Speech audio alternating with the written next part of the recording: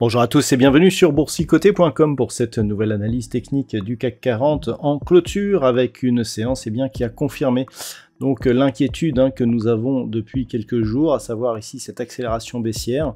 On a eu un rebond technique et donc bienvenue chercher ici la moyenne mobile 20 exponentielle. On casse ici cette zone de support intermédiaire que je vous donnais entre 7030 et 7050 points hier. Et donc on vient s'inscrire dans une poursuite de mouvement baissier avec un gap donc dès l'ouverture. Malgré ce comblement, on a cassé ici la zone des 7015 points. Et au final, le CAC 40 clôture aujourd'hui à 6997,05 et perd 1,01% par rapport à la clôture de la séance précédente. Il s'agit donc de la confirmation de la poursuite de ce mouvement avec un schéma très simple. Ici, une impulsion baissière, grosse pression ici sur la bande de Bollinger inférieure avec cette bougie totalement à l'extérieur des bandes de Bollinger. Rebond technique qui vient chercher ici la moyenne mobile 20 exponentielle et poursuite du mouvement avec inscription d'un nouveau plus bas significatif. Nous sommes bien dans une dynamique baissière relativement forte.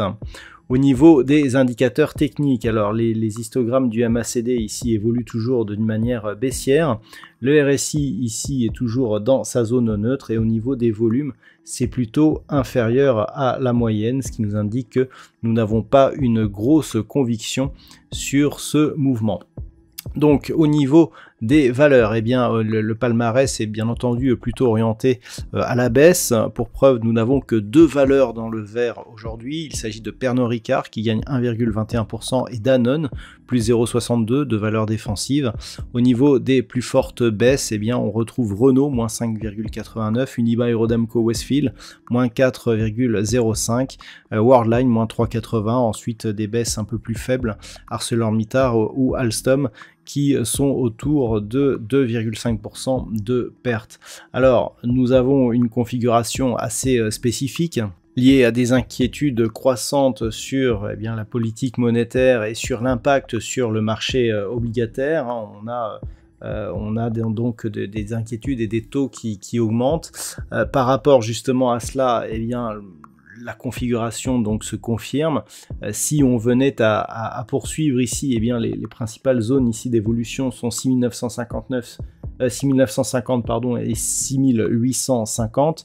Cette zone étant aussi un retracement à 38,2% de Fibonacci de la précédente dynamique haussière que nous avions ici. Donc globalement, là, ce qu'il va falloir, c'est observer ce qui se passe sur un éventuel retour ici sur la zone des 7090 points. Cette zone qui a été cassée et qui était une zone majeure et qui avait été le théâtre de quelques retournements, notamment court terme, a été confirmée. Donc, on a désormais des objectifs. Donc, prochain 6850, 6750, avec un point d'inflexion ici qui se ferait si les cours repasse au-delà des 7090 points, mais disons que maintenant le niveau ici d'invalidation se situe sur ce niveau des 7200 points où l'on a ici ces deux plus hauts significatifs ainsi que ces deux précédents. On le voit, ce niveau qui a été un niveau intraday est désormais le point d'invalidation de cette dynamique baissière. Donc tant que l'on est en dessous, la tendance reste orientée à la baisse. Voilà donc ce que l'on peut dire aujourd'hui sur cette configuration. D'un point de vue statistique, la configuration est en train de changer suite à la baisse du jour. Nous avons une forte probabilité haussière qui est apparue et qui pourrait se déclencher à partir du milieu de cette semaine, à savoir demain voire jeudi.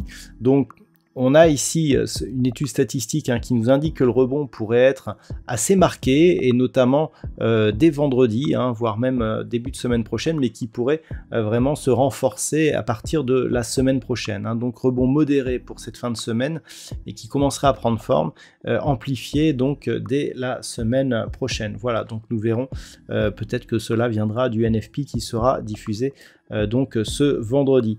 Voilà donc ce que l'on peut dire pour ce soir. Je vous souhaite de passer une bonne soirée. On se retrouve dès demain pour d'autres analyses techniques, toujours sur le site boursicoté.com.